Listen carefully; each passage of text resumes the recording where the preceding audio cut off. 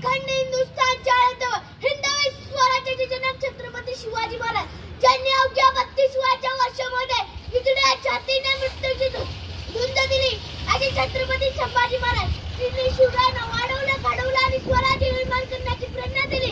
अशा राजमाता राष्ट्रमाता मातासाहेब जिजाऊ या सर्व महामानवांना वंदन करून मी माझ्या भाषणाला सुरुवात करतो.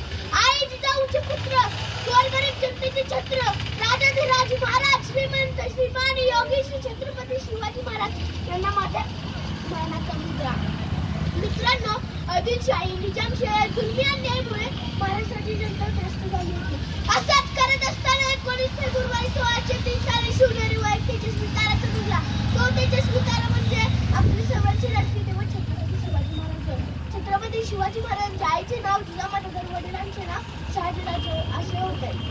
आईच्या संस्कारांनी शिवरायांकडे होते. बालशिवकाला आई जिजाऊ राम कृष्ण आणि अर्जुनाच्या गोष्टी सांगत. बालशिवकाला असे वाटते की आपण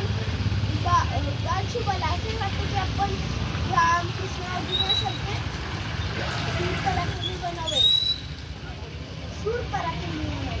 बालशिवकाने स्वराज्य निर्माण करण्यासाठी रायरेश्वराच्या मंदिरात स्वराज्य स्थापनेची प्रतिज्ञा घेतली आणि ते एकटे नाही, सर्व मावळ्यांना सोबत घेऊन. कोण होते हे मावळे? मावळे ते प्रांतात राहणारे, अंगाने रांगडे, दिसायला साधे भोळे, कमरेला तलवार, पाठीला ढाल, शत्रूस करण्या बेजार, जीवाला जीव लावणारे असे मावळे होते. शिवरायांनी तोरणा किल्ल्यासाठी स्वराज्यासाठी तोरणा किल्ल्याची निवड केली. तोरणा जिंकून त्यांच्या प्रचंड विस्तारामुळे त्या किल्ल्याचे नाव तोरणा प्रचंडगड पडले. तसाच स्वराज्याचे आगेकूच करत असताना आता महाराजांचं काय होणार? तर आजी बोलणी दोन्ही पक्षांकडून होऊ लागली. महाराजांनी काय केलं? खानापुढे आपल्या शक्तीचा उपाय चालणार नाही, तर आता आपल्याला युक्ती करायला लागणार. महाराजांनी भेटीचा सांगावा दिला. दिवस ठरला, वेळ ठरली. ठरल्याप्रमाणे शिवराय व अफजल खानाची भेट झाली. भेटी दिवशी काय झालं? शिवरायांना करण्या ठाण, बगले खाली दाबली मान, दुसऱ्या हाताने केला कट्यारीचा वार, चिलखताने वाचला प्राण. त्याच चपळेने शिवरायांनी वाघनकाचा वारा केला आणि अफजल खानाचा कोथळा बाहेर पडला. दगा म्हणून आवाज आला. कृष्णाची तेवढ्यात कृष्णाची भास्कर पुढे झाला आणि राजांना म्हणाला, राजा तुम्ही दगा केला. महाराज म्हणाले की आम्ही नाही, खानाने दगा केला. कृष्णाची भास्कर म्हणाला, अहो खान तर दगा म्हणून ओरडायला लागला, दगा तुम्ही केला. महाराज म्हणाले, ओ त्याने कट्यारीचा वार केला, त्यानेच दगा केला म्हणून आम्ही वाघनकाने त्याचा कोथळा बाहेर काढला, फाडलं त्याला. कृष्णाची भास्कराला वाटले की ह्यांनीच दगा केला, राजांनीच दगा केला.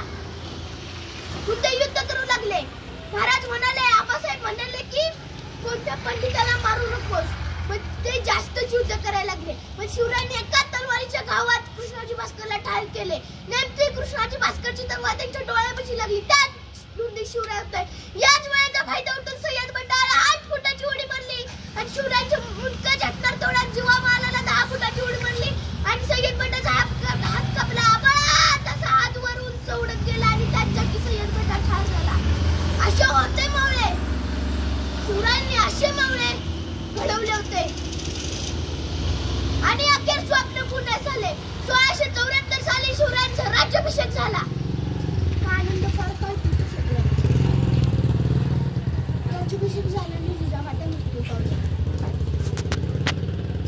शिवराय फार खचले होते.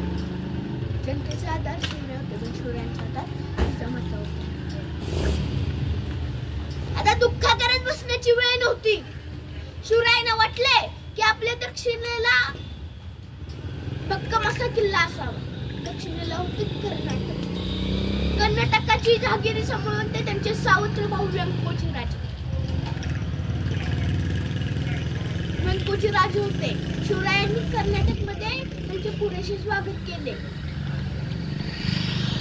1-2 दिवस त्यांच्यावर राहिले आणि उलट कर्नाटकमध्ये जाऊन त्यांच्या एका किल्ल्यावर वार केला. त्यांच्या सैनिकांवर उलट वार केला आणि कर्नाटकात सर्वत्र दुमदुमले. व्यंकोजी राजा हरला. शिवाजी राजेने त्याचा पराभव केला. संरक्षणाची मोहीम आपण